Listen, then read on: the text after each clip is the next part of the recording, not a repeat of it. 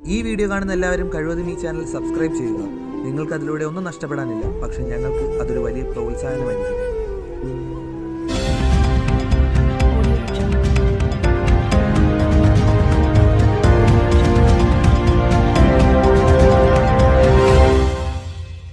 നമസ്കാരം, എല്ലാവർക്കും ബെർമുഡ ന്യൂസിന്റെ മറ്റൊരു വാർത്താ ബുള്ളറ്റിനിലേക്ക് സ്വാഗതം.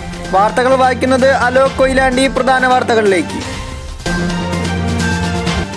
സ്കൂൾ കുട്ടികൾക്ക് നേരെ പൂവാല ശല്യം. സ്കൂൾ കഴിഞ്ഞ് വീട്ടിലേക്ക് പോകുന്ന ഒരു പറ്റം പെൺകുട്ടികൾക്ക് നേരെയാണ് ചെറുപ്പക്കാരുടെ ഈ കുൽസിത പ്രവൃത്തി.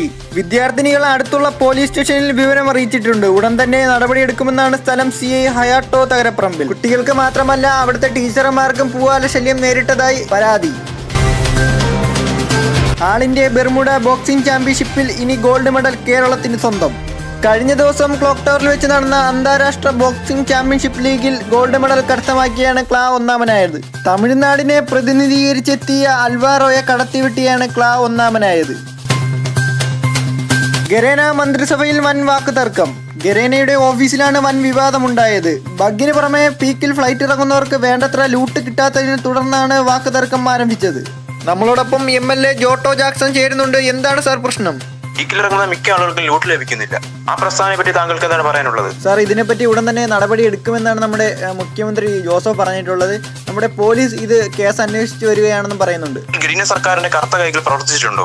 എന്തായാലും അന്വേഷണം CBI കൈമാറണം. പറ്റി ഞങ്ങൾക്കിനി വേറൊന്നും പറയാനില്ല. മുഖ്യമന്ത്രി ജോസഫ് എന്തായാലും രാജിവെക്കാം. പ്രതിപക്ഷ നേതാവായ ജോട്ടോ ജാക്സൺ പറയുന്നത് ഉടൻ തന്നെ കേസ് CBIക്ക് കൈമാറണമെന്നാണ്. കൂടാതെ മുഖ്യമന്ത്രിയായ ജോസഫ് ഇതിൽ കോഴ വാങ്ങിയിട്ടുണ്ടോ എന്നും ഒരു ആരോപണം ജോട്ടോ ജാക്സൺ ഉന്നയിക്കുന്നുണ്ട്.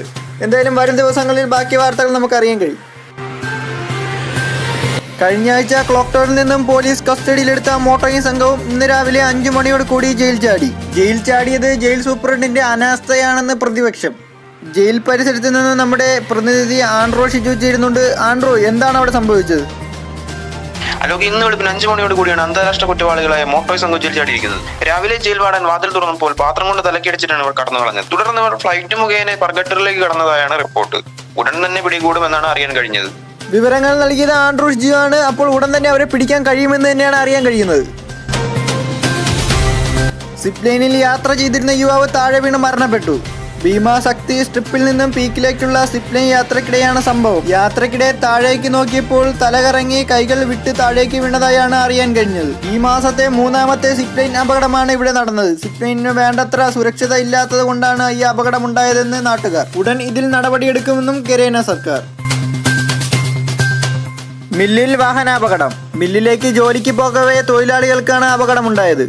പാലത്തിലൂടെ സഞ്ചരിച്ചുകൊണ്ടിരുന്ന വാഹനം എതിരെ വന്ന വണ്ടിക്ക് സൈഡ് കൊടുക്കവെയാണ് കൊക്കയിലേക്ക് മറിഞ്ഞത്.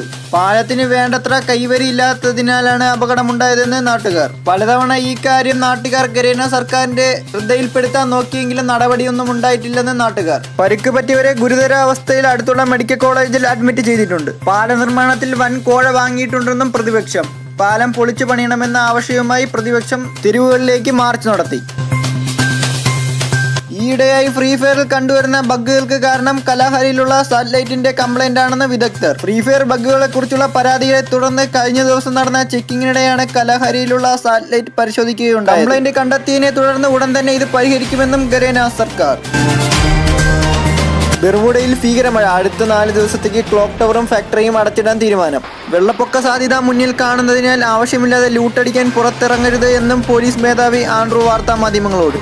കഴിഞ്ഞ 3 ദിവസത്തെ തോരാതെയുള്ള മഴയെ തുടർന്നാണ് അടച്ചിടാൻ ഗരേന സർക്കാരിന്റെ നീക്കം. അടച്ചിട്ട തിയേറ്ററുകൾ ഉടൻ തുറക്കുമെന്ന് സർക്കാർ ഉത്തരവ്. കോവിഡിനെ തുടർന്ന് അടച്ചിട്ടിരുന്ന തിയേറ്ററുകളാണ് തുറക്കാൻ നീക്കം. ഈ മാസം 33 കൂടി എല്ലാ തിയേറ്ററുകളും പ്രവർത്തനയോഗ്യമാകുമെന്നാണ് അറിയിപ്പ്. ഗരേന സർക്കാരിന്റെ ഈ നടപടിയെ കൈയടിച്ച് പാസാക്കി ജനങ്ങൾ സ്വാഗതം ചെയ്തു. ജീവനല്ല സിനിമയാണ് മുഖ്യമെന്ന മുദ്രാവാക്യമായി 1 മില്യൺ ട്വീറ്റുകൾ. ഇന്നത്തെ വാർത്താ ബുള്ളറ്റിൻ ഇവിടെ അവസാനിക്കുകയാണ്. മറ്റൊരു എപ്പിസോഡുമായി ഉടനെ കാണും വരെ എല്ലാവർക്കും നന്ദി, നമസ്കാരം. ഫ്രീ ഫയറിലേക്ക് വരുന്ന പുതിയ ഇവന്റുകൾ അപ്പോൾ തന്നെ എടുക്കാൻ നിങ്ങൾക്ക് ഫ്രീ ആയിട്ട് തന്നെ ടോപ്പ് ചെയ്യാൻ പറ്റിയ കിഡില മണി മേക്കിംഗ് ആപ്ലിക്കേഷൻ്റെ ലിങ്ക് ഞാൻ ഡിസ്ക്രിപ്ഷനിൽ കൊടുത്തിട്ടുണ്ട്. നിങ്ങൾക്ക് താല്പര്യമുള്ളവർക്ക് അവിടെ നിന്ന് ഡൗൺലോഡ് ചെയ്ത് ഫ്രീ ആയിട്ട് തന്നെ ഡയമണ്ട് ടോപ്പ് ചെയ്യാവുന്നതാണ്.